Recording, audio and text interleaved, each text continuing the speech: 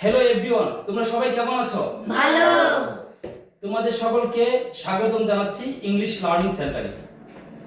আজকে আমি তোমাদের যে লেসনটা শুরু করব বেসিক, মানে একদম বেসিক, স্পোকেনের একদম বেসিক থেকে আমরা প্র্যাকটিস করব। আমরা জানি যে ছোট ছোট যে বাক্যগুলো আছে বা সেন্টেন্স বা বাক্যগুলো আছে, আমরা যদি প্রতিনিয়ত বা ডেইলি দৈনন্দিন আমরা প্র্যাকটিস করি তাহলে আমাদের ইংলিশ স্পোকেনটা সহজে আমরা প্রকাশ করতে পারবো এবং শিখতে পারবো।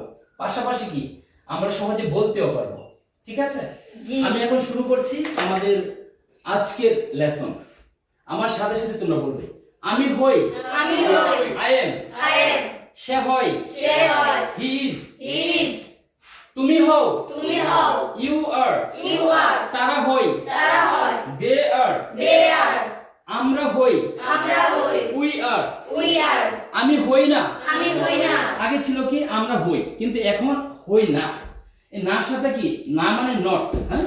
তাহলে না ইংলিশে না হচ্ছে বাংলা ওয়ার্ড, বাংলা, আর ইংলিশে কি হবে নট। Not. তাহলে আমি হই না, আমি হই না, I am not. I am not, সে হয় না, সে হয় না, he is not. he is not, তুমি হও না, তুমি হও না, you are not.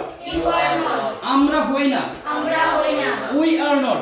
we are not, তারা হয় না, তারা হয় না, they are not. they are not, আমরা এভাবে কি প্র্যাকটিস করতে পারবো? জি। আমরা যদি এভাবে প্র্যাকটিস করি, বাসায় যদি নিয়মিত প্র্যাকটিস করি, প্রতিদিন আধা ঘন্টা অ্যাটলিস্ট 30 মিনিট যদি প্র্যাকটিস করি এবং নিজে নিজে মুখ থেকে বলি, নিজে নিজে মুখে বলি, তাহলে আমরা সহজেই এগুলো